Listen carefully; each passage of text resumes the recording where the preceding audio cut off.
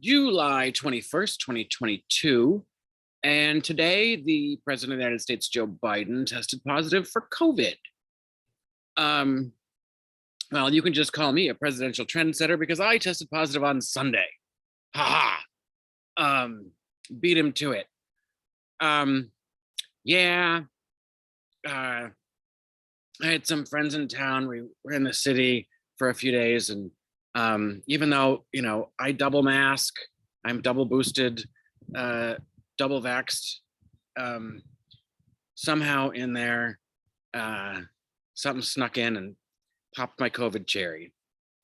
So I was very proud of being a COVID virgin, but no longer.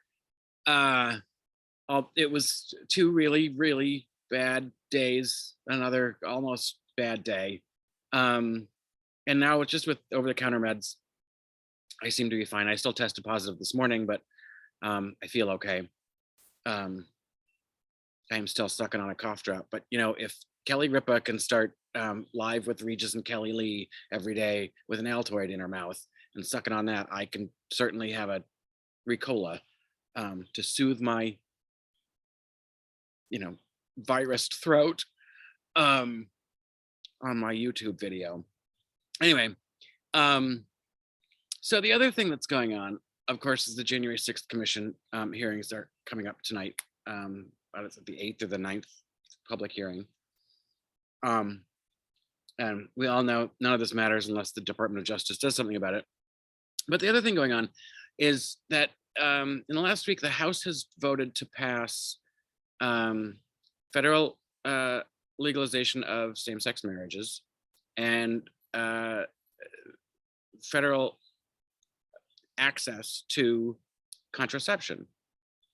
And those are 2 of the decisions, Supreme Court decisions, that have never been codified into law, excuse me, that Justice Thomas had mentioned in his opinion. So now, of course, they go to the Senate. And fucking John, excuse me, I was really fine for the last hour. Fucking Chuck Schumer is going to play that stupid game of he's not going to bring it to a vote unless he's got the votes, unless he can get it to pass. Fuck you, Chuck Schumer. And I swear to God, everybody should be calling his office. He's the Senate Majority Leader. He's there for you, whether he's your senator or not. Call his office, write his office.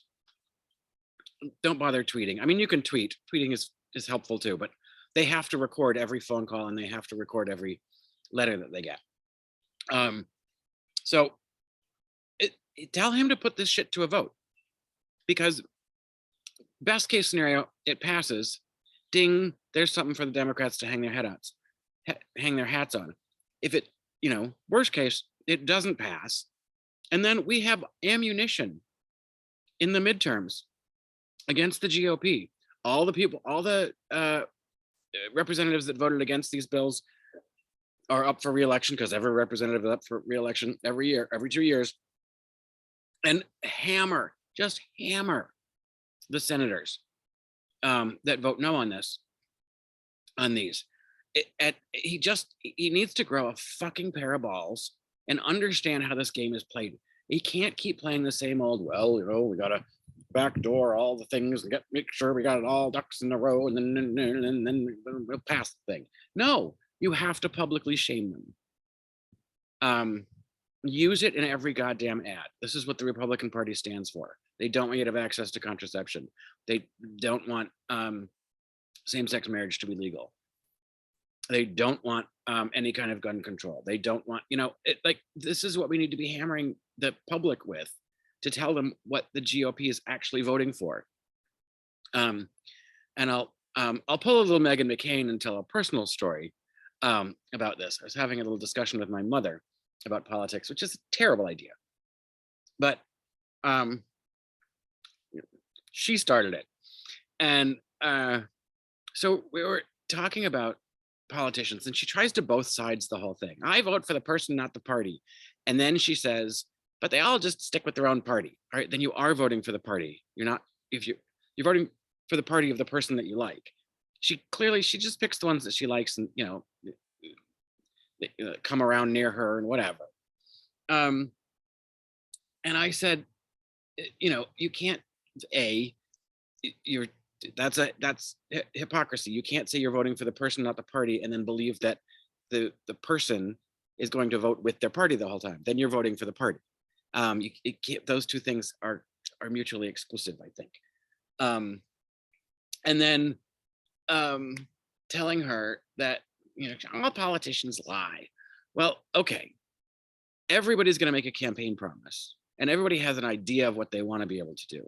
None of it matters. Nothing matters what they say on the campaign trail. Nothing matters what they say when they go on TV.